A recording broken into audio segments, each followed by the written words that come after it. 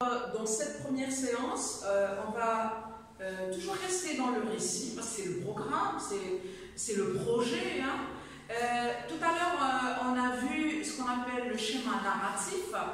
Le texte narratif, en réalité, il y a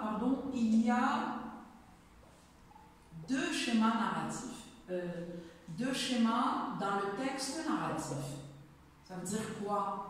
Dans le texte narratif. Le premier schéma, on l'a vu, c'est bon, c'est le schéma narratif. Ok. Le A, c'est le schéma narratif. On l'a vu, c'est la structure du texte narratif, le schéma narratif, c'est bon. Maintenant, nous, on va étudier le B. C'est le schéma actantiel. Ça veut dire quoi, actantiel? Regardez ce mot-là. Le radical, c'est actant. Qu'est-ce qu'un actant? Un actant, c'est quoi? C'est un personnage. Un actant, c'est un personnage. Ça veut dire quoi, un personnage? C'est une force agissante.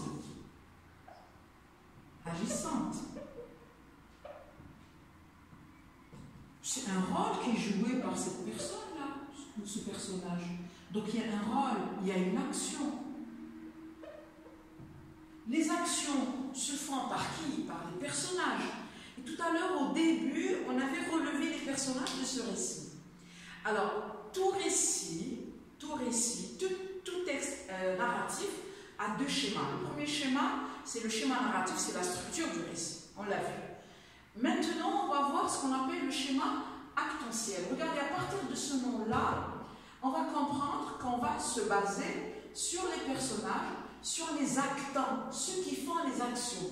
On les appelle, regardez, acte, actant, actantiel. Ça veut dire que c'est les mots de la même famille, qui signifient pratiquement le même sens. Action, ça veut dire événement. Une histoire sans événement n'a pas de sens. C'est quoi un récit? C'est un ensemble d'événements, un ensemble d'actions. Donc, qui font ces actions? Ce sont les personnages. Mais ces personnages, on les a vus tout à l'heure, ça ne fait rien de les reprendre pour voir.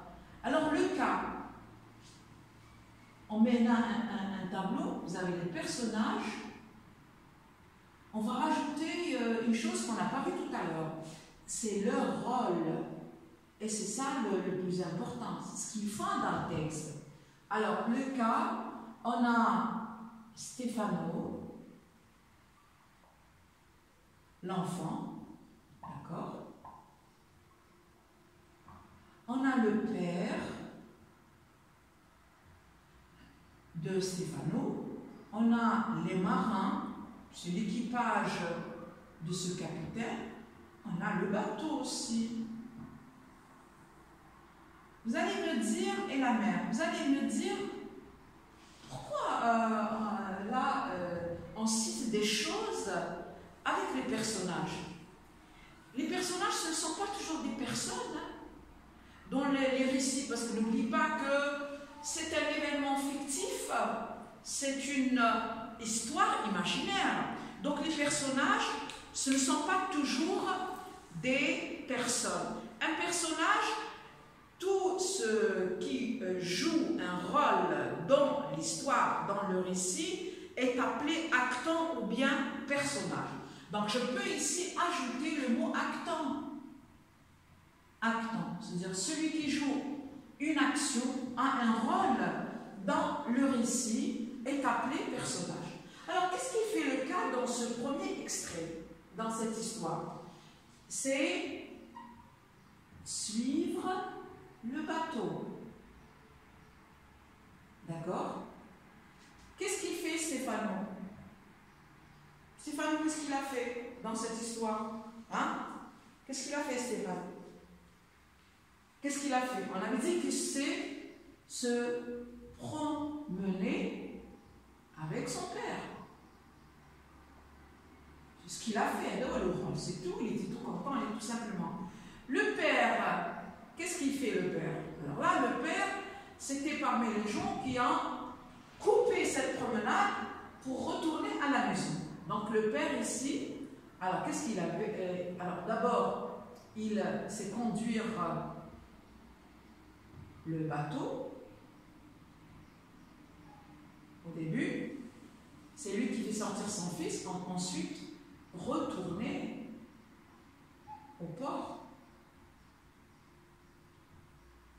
Les marins, leur rôle c'est quoi? C'est aider le capitaine, qui est le père. Ensuite, le bateau, bien sûr, c'est le moyen de transport. C'est le moyen qui les a transportés. Et vous avez la mer, bien sûr. La mer, c'est bien sûr l'espace où se déroule la promenade. On est d'accord là-dessus. Donc vous avez vu, vous avez remarqué ici que chaque personnage a eu un rôle dans l'histoire. Un rôle dans l'histoire. À partir de ces rôles-là, on peut les désigner. Parce que dans le schéma actentiel, ils changent de nom, ces personnages. Si je prends par exemple le cas, c'est pratiquement le personnage le plus important. Comment on l'appelle ici? C'est lui qui suit, c'est lui qui a, on peut dire, bouleversé cette sortie, etc. Donc le cas, c'est, on a le schéma, ce qu'on appelle le schéma actentiel. Alors, qu'est-ce qu'on a? Qu'est-ce qu'il contient? Se compose de points. On a le sujet.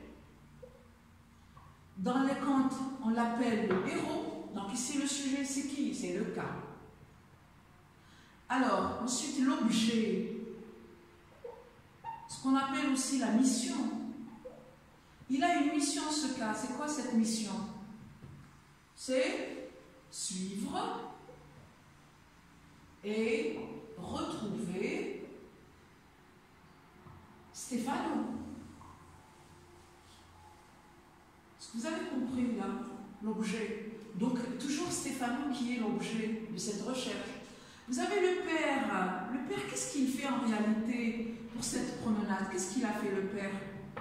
Il était un obstacle pour terminer cette promenade. Donc c'est un opposant. Un opposant. Opposant, ça veut dire obstacle. Là, qui empêche. Qu'est-ce qu'il a fait? Il a empêche de terminer cette promenade. Donc c'est un obstacle. C'est un opposant de terminer cette promenade. Il a éloigné son fils de la mer. Et vous avez le bateau, les marins et la mer. Ce sont des personnages qui aident. Donc on les appelle comment? Les adjuvants. Adjuvants, ça veut dire quoi? On a l'opposant, on a l'objet, etc. Alors les adjuvants, c'est qui? C'est les personnages ou les actants qui aident. On les appelle, qui aident qui? Voilà le sujet à accomplir sa mission. Il y a une mission à accomplir. Donc le sujet, c'est le héros, il a quelque chose à terminer. C'était quoi dans cette histoire? C'était de suivre le bateau afin d'arriver à Stéphano. Et le père a compris, donc il a bloqué cette poursuite, il est rentré à la maison. C'est ce qu'on appelle le schéma actentiel. Donc tout récit, tout texte narratif contient deux types de schémas. Schéma narratif et schéma actentiel qui se basent sur les personnages. J'espère que le message est bien transmis.